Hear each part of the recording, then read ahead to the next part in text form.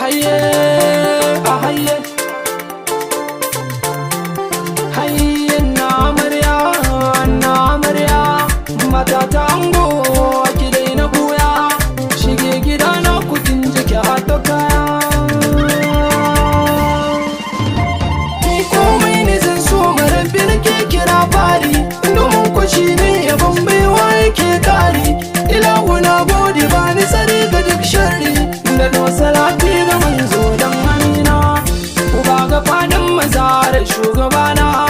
adan shi ne aka kage wata da rana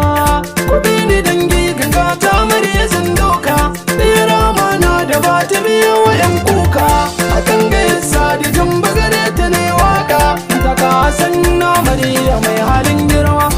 wanda bai san kishi ne za ya yau fama rike mijina ki kare da ki kalli yan gulma rayuwa ta aure daban take ba da wasa ba batutuwa na ki zauna sai ki dan duba suna da manzan ma'auren so akwai riba ilahu ya yarda kun shiga wata halawa da ke da wanki kun wuce mai ada muku fatan ku zauna ba rabewa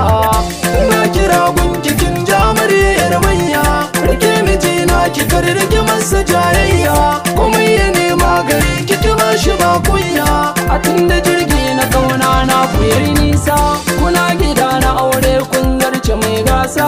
akan ku yau rabbana ya nuna ikonsa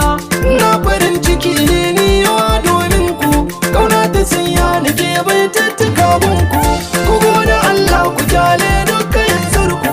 idan da rayuwa matsayi zai da zo girma ka kara hakuri an gwanna kwatanta ma katin da dai amana ce aka danka ma hakin ta daure ka ba ta gare ka ne nuni ka ba ta ci da shahar sutura ta zamani cikin zamana ku karkare yawa shaidani an gun amarya yau kan ka zama oga kana san wani manya ba maka burga ta amarya ta zama ruwa ka zama guga an ga amarya ku karbi batu na dijan ba na shawara ce na ba ku cikin tabaru ba ku ɓoye sirrin ku bance ku yi tono ba ku rike hakuri a zama ku ga sakayya ku ƙara nuna wa juna so cikin niyya a tunda aure